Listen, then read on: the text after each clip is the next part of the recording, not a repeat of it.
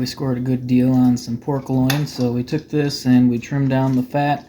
Apparently when you're rubbing in the cure and the seasoning, they recommend that you get the particle size as small as possible, and it'll help that soak in to your meat a little bit better. So we're going to throw that in the NutriBullet and coat our meat, throw it in the fridge.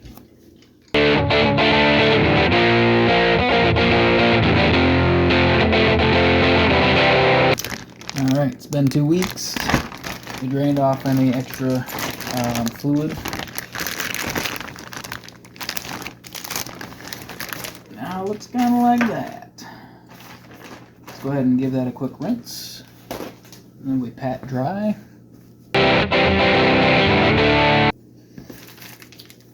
We've got this membrane, semi-permeable membrane here, and then the string. This membrane, when we wrap up our meat, it will be a more constant evaporation, so that it helps prevent case hardening, where the outside of the meat gets really dry really hard and the inside of the meat is still quite soft and isn't drying properly. So this will help get us more even drying throughout the whole piece of meat. Alright. I read that you can add more seasoning at this point. Don't know. Did that before. You know what? Maybe I'll do that right now too. Who doesn't like a little extra garlic?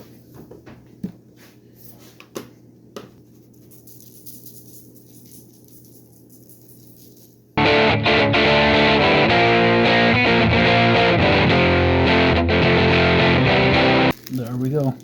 Let's tie it up with some string.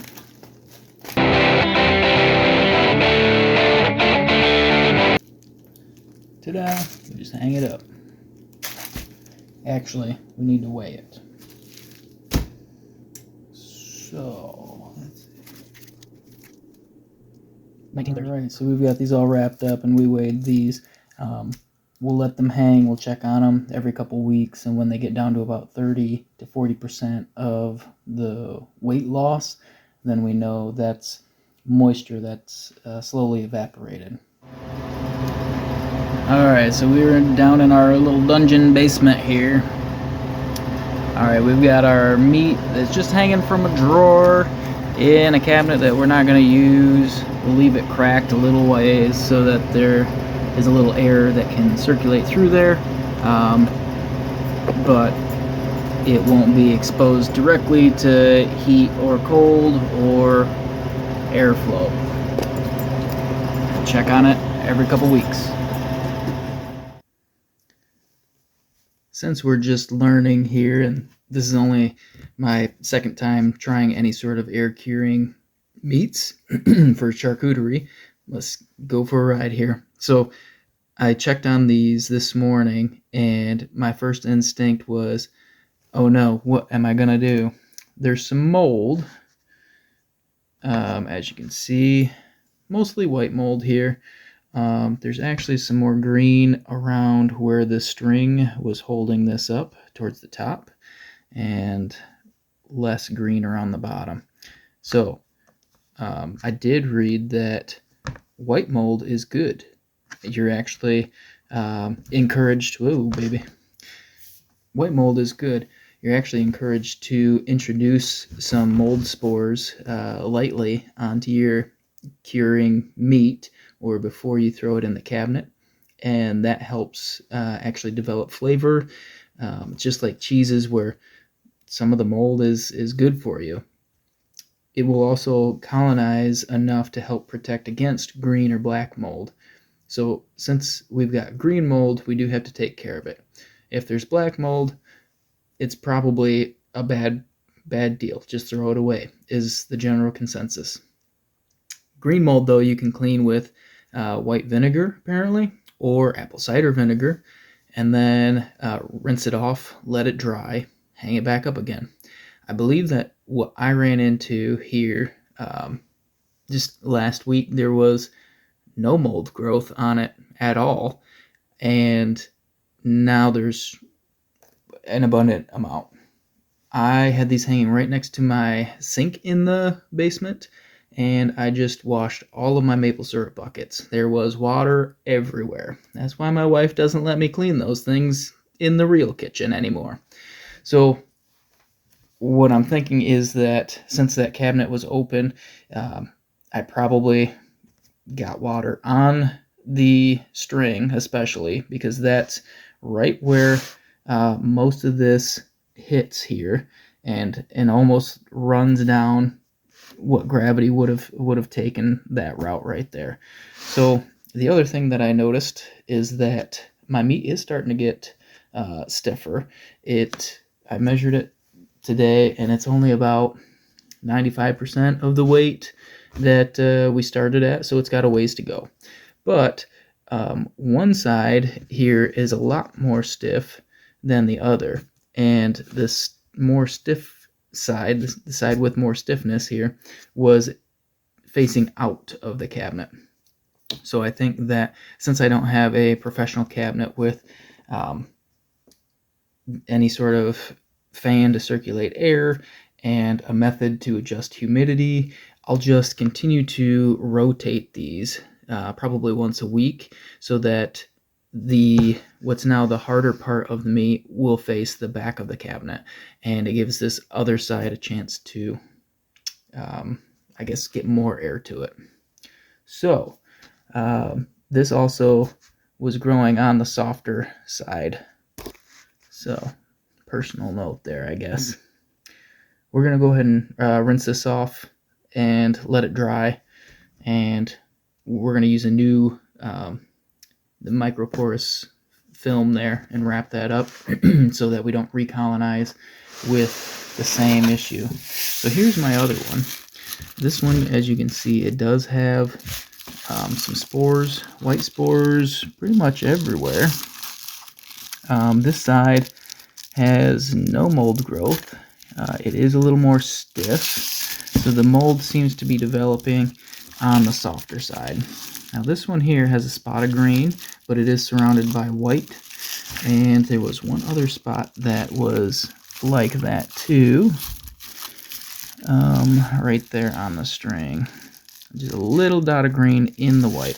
So I think I'm just going to check this in 2 days, 3 days, see if there's any changes.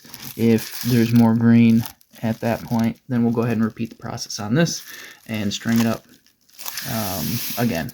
So here we go.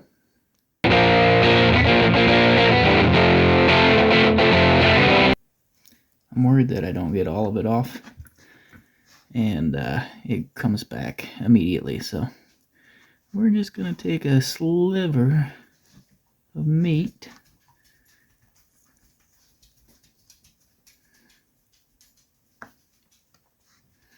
There we go.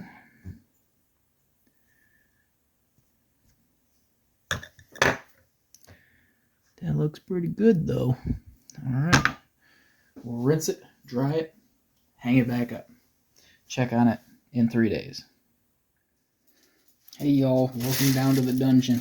This bresaola, or air-cured meat, is about 35% of the original weight, so that's about where we want the humidity. So previously when I had done this, it was on a much smaller scale, and I just used a knife to kind of cut as thin as slices as I could. We'll see what this thing does here. It was quite difficult with a regular knife to do that. This side of the meat is actually stiffer. I believe that probably has less moisture in it than this side, which is actually a little bit bigger around, so that would make more sense. But this one is a little softer. So we'll start at this side and we'll give it a cut and see how it looks.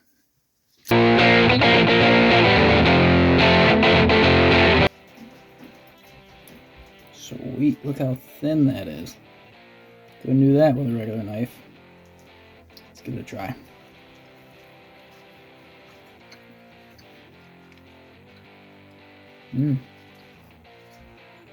It's got a flavor like light jerky, maybe. But it's still soft, as you can see. This is pretty good. amount of humidity in it. Ooh.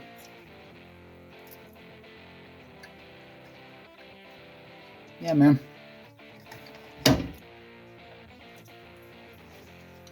There's the inside. So you can see that the outside is much harder, and it's got a different color there. The inside is pretty stiff, but I think this end is still soft. So this will probably still have to air dry a little bit more, but this side, pretty good.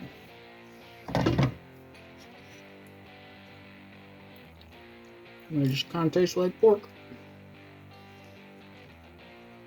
Not as good as a store-bought. However, pretty tasty and much cheaper.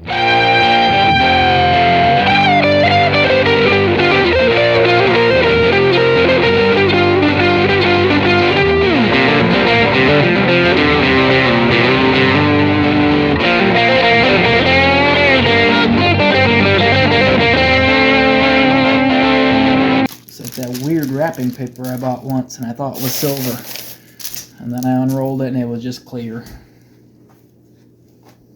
Sure that wasn't food grade.